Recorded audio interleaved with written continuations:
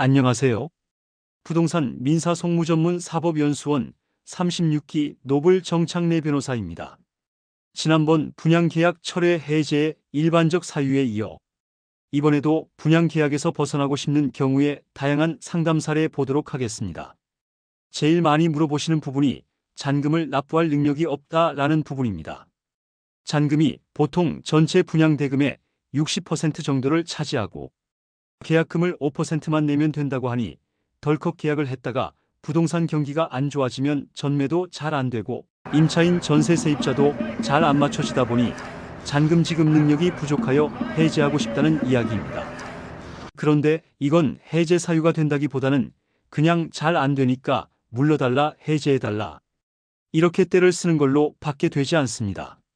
전매를 해준다고 했는데 안 해주고 있다 이런 문의도 많습니다. 사실 전매를 해준다고 했다기보다는 나중에 준공 시점에 프리미엄 피가 많이 붙으니 잔금을 낸다거나 임차인을 맞출 필요 없이 전매를 하여 돈을 벌 수 있다고 일종의 약간의 과장 광고를 하는 경우도 많습니다. 그런데 이런 부분은 분양상담사가 약정을 맺거나 계약을 정식으로 한 것도 아니라서 이를 주장하기에는 어려울 것입니다. 그리고 이 경우에는 전매가 되는지 안 되는지 조정지구인지 투기과열지구인지 정부의 정책에 따라 안 되는 경우도 많으니 조심해야 할 것입니다. 그리고 부동산 공부를 좀 해보시거나 부동산 관련 유튜브를 자주 보시는 분들은 금방 아실 수 있는데 원룸 같은 경우는 시세 차익형, 즉 프리미엄을 붙여 다시 판다기보다는 기본적으로는 월세 수익형이라고 보셔야 되고 그렇지만 일산 킨지구 같은 경우 제 경험에 의하면 약 4천만 원 정도 피가 있긴 했습니다. 투룸은 8천에서 1억 5천까지 프리미엄이 형성되었고요. 3룸 오피스텔이나 그 이상 되어야 기본적으로 시세 차익형이라고 보아 프리미엄이 가능할 것입니다. 그리고 타수 분양자가 시행사의 사정에 따라 할인 분양을 받은 경우도 있을 수 있는데 그렇다면 기존 분양자들은 제 가격에 매수하고 그 차익 부분이 억울하여 내 계약은 무효다라고 주장하는 경우도 있습니다. 그런데 이런 할인 분양 같은 경우에는 시행사가 자신의 정책적 선택에 따라 자금난을 해소하기 위하여 어쩔 수 없이 하는 측면이 있다 보니 그 부분을 무효하고 하기에는 거의 불가능합니다. 계약이 성립이 되었지만 아직 계약금을 안 주어서 아직 무효가 아니냐라고 물어보시는 분들도 있습니다. 그런데 계약이라는 것은 쌍방 합의하에 서로 서명하면 바로 성립하는 거지.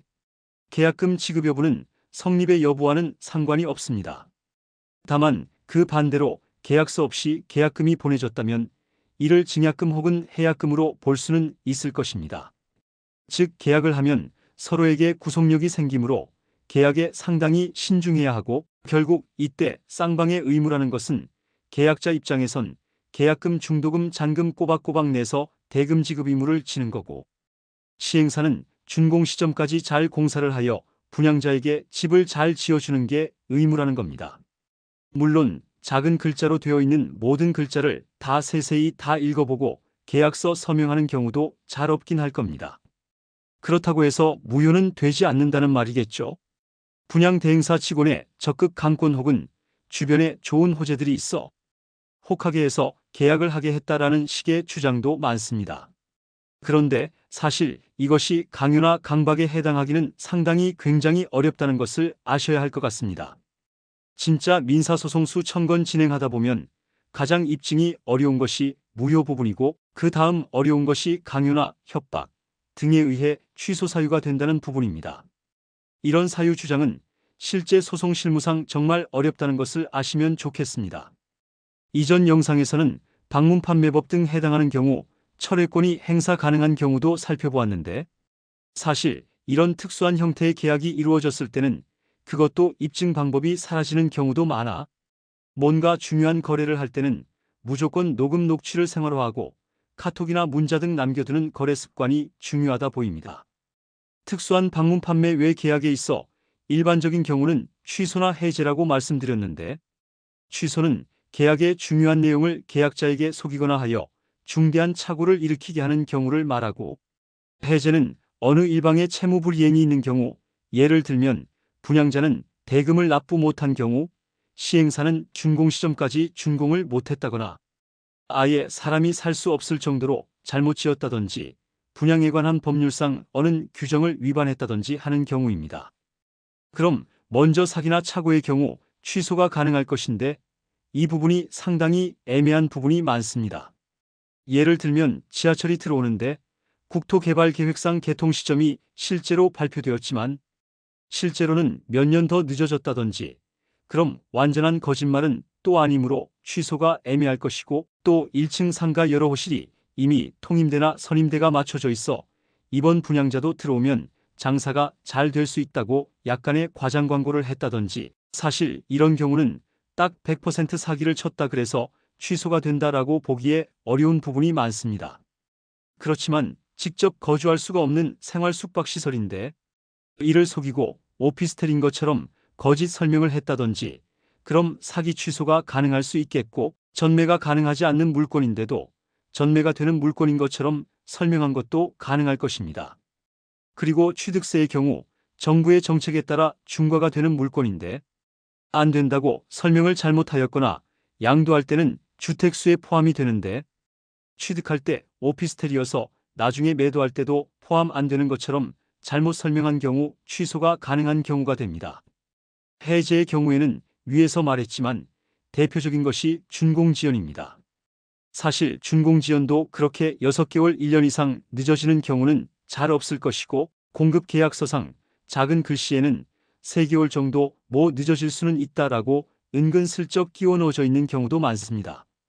위에서 설명한 사기 기망착오에 의한 취소 사유 외에 그러한 사유가 계약서에 실제로 기재가 되었다면 이제는 그 위반을 이유로 한 취소가 아닌 해제가 가능한 경우가 있습니다. 예를 들면 위에서 설명한 부대 시설, 즉 대형마트가 들어오는 것을 확약했다든지 주변 공원이 들어오는 것을 확정되었다라든지 커뮤니티 시설로 헬스장, 수영장 등 지어주기로 했는데 안 했다든지 하는 경우는 해제 사유가 될 수 있을 것입니다. 반대로 시행사도 수분양자가 중도금 잔금을 안 내면 해제 사유라면서 해제 주장이 당연히 가능하겠지요. 시행사도 해제권을 행사하고 계약서에 규정한 대로 계약금 보통 10%죠. 계약금 상당의 지연이자를 더해서 몰취를 하자는 주장이 가능합니다. 그렇지만 이것도 경제 상황에 따라 달라질 수 있는데 마피로 팔아야 되는 상황이라면 오히려 시행사의 해제가 더 나을 수도 있을 것입니다. 물론 시행사도 다른 사람에게 또 팔아야 되는 상황이면 오히려 행사 안 할 수도 있을 것입니다. 그래서 시행사가 자신들의 권리인 해제권을 행사 안 하고 오히려 수분양자의 채무였던 부분인 중도금 잔금 의무를 이행시키기 위해서 이들 금액에 지급 소송을 건다면 수분양자는 막 압박을 받은 상황이 될 것입니다. 시행사는 등기를 넘겨주면 되는 것이니까요. 계약을 해버리고 후회가 되거나 나중에 중도금 잔금을 못 낼 것 같다 하면 오히려 수분양자 입장에서는 아예 이를 포기하여 버리는 것도 오히려 금전적 부담을 덜어버리는 방법이 될 수도 있을 것입니다. 이상과 같이 이번 영상도 지난번에 이어 분양계약의 철회, 취소, 해제의 여러 사유에 대해 더 알아보았습니다. 노블 정창래 변호사는 사법연수원 36기로 경력 18년 이상이며 부동산 민사송무 전문 베테랑 변호사입니다. 031-52-2100 대표번호로 문자 수신 전화 모두 가능합니다. 카카오톡 비즈니스 채널로 1:1 비밀 채팅 상담도 가능합니다. 감사합니다.